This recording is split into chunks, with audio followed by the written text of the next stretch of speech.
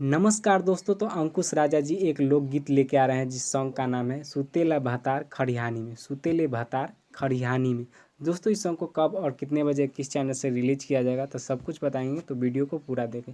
दोस्तों अंकुश राजा का new song सुतेले भातार खरिहानी में। दोस्तों इस सॉन्ग को अंकुश राजा ऑफिशियल यूट्यूब चैनल से रिलीज किया जाएगा। अंकुश राजा ऑफिशियल यूट्यूब चैनल से रिलीज किया जाएगा 28 मार्च सुबह के 6:15 में। 28 मार्च सुबह के 6:15 में अंकुश राजा का न्यू सॉन्ग सुतेले भातार खरिहानी में।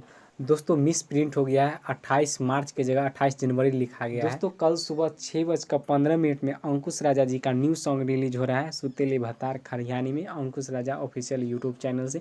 तो इसे ढेर सारा प्यार दीजिएगा, लाइक और शेयर कमेंट कीजिएगा। और भोजपुरी के ऐसे ही खबर जानने के लिए हमारे चैनल को सब्सक्राइब करें।